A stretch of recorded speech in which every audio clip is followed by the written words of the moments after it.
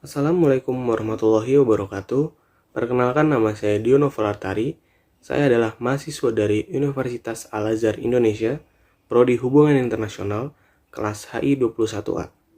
Jadi, di sini saya akan menjelaskan sedikit tentang perdagangan senjata ilegal dan juga contohnya yang ada di Indonesia. Sebagai pelengkap ujian akhir semester di mata kuliah isu-isu global kontemporer. Mari kita masuk ke inti pembahasannya. Jadi, bisnis senjata api ilegal kian marak. Harga yang menggiurkan, serta sulitnya deteksi jaringan perdagangan ilegal, membuat perdagangan senjata api ilegal tidak kalah ramainya dari penjualan narkotika.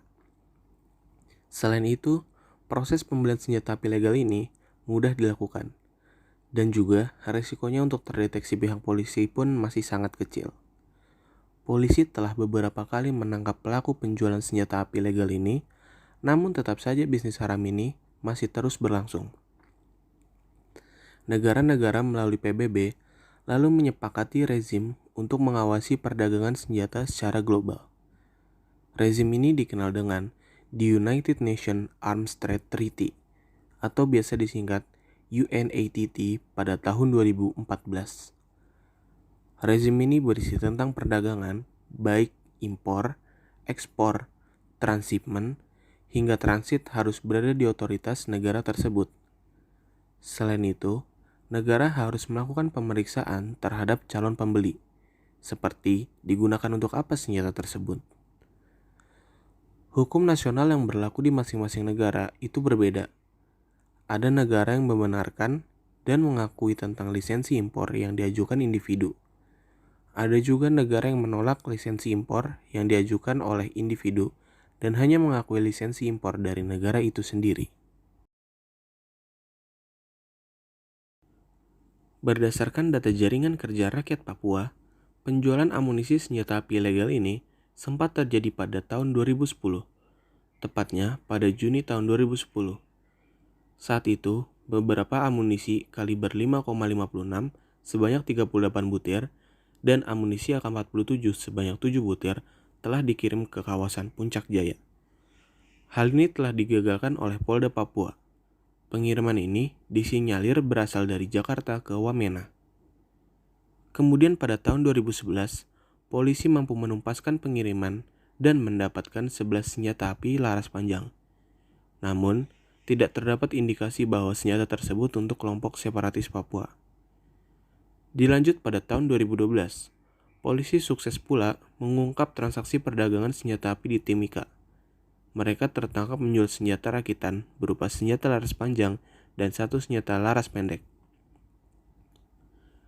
Dalam catatan Tempo pada 2014, terdapat juga 4 kasus penyelundupan senjata ilegal, salah satunya ketika 26 Februari 2014. Polisi daerah menangkap senjata api dari Papua Nugini kepada kelompok sipil bersenjata di Kabupaten Yapen, Papua. Lanjut ke tahun 2016, tim gabungan Kodim _1703 Manokwari berhasil mengamankan 2 penjual senjata api ilegal di Komplek Vanindi Dalam, Manokwari. Sementara pada tahun 2018, Polda Papua mengungkap kasus penyelundupan senjata api ke wilayah Timika, Papua. Pelaku mengirimkan senjata untuk amunisi kelompok kriminal bersenjata, atau biasa disingkat KKB. Pada tahun 2020, Oknum Brimob dari Kelapa II dengan inisial MJH mengaku melakukan transaksi jual beli senjata api di Papua sejak tahun 2017. Dalam kasus ini, MJH tertangkap tangan polisi dan TNI kedapatan akan menjual 2 senjata api laras panjang M4 dan M16. 1 tahun sebelum kedua laporan AIDP, tepat pada tahun 2021, terdapat 2 oknum polisi yang bertugas di Polresta Pulau Ambon dan Pulau-Pulau Lease San Herman. Pelaku berinisial H dan MRA. Alhasil, mereka mendapatkan tuntutan penjara selama 10 tahun penjara oleh Jaksa Penuntut Umum.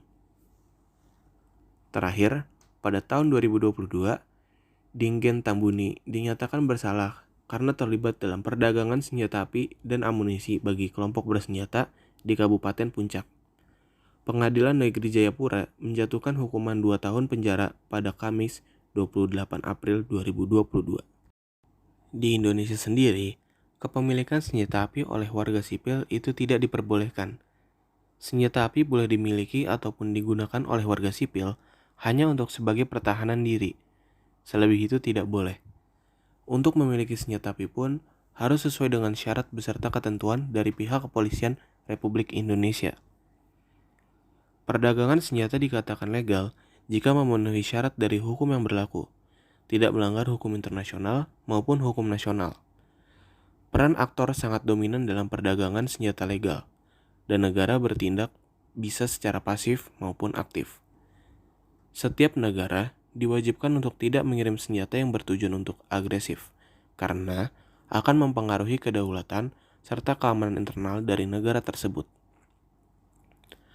Prosedur untuk kepemilikan senjata api ini terlebih dahulu dilihat dari segi kepentingannya, seperti untuk pertahanan diri.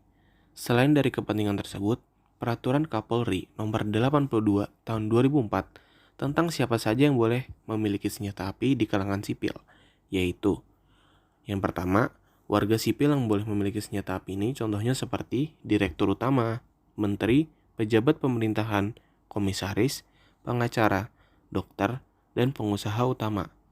Artinya, tidak semua orang bisa memiliki senjata api. Hanya golongan tertentu yang boleh memiliki senjata api. Kedua, sebelum memiliki senjata api, mereka akan melalui berbagai tes kesehatan dan psikologi. Selain itu, mereka harus punya pengalaman setidaknya 3 tahun dalam keterampilan menembak.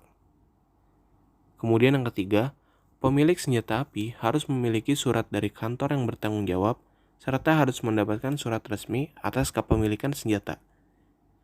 Jika semua syarat telah dilakukan, maka senjata api sudah boleh dimiliki, dan gunanya pun hanya untuk membela diri. Tidak semua senjata api diizinkan untuk dimiliki, hanya senjata api peluru karet, peluru hampa, dan peluru tajam. Nah, itu dia sedikit penjelasan dari saya mengenai perdagangan senjata ilegal.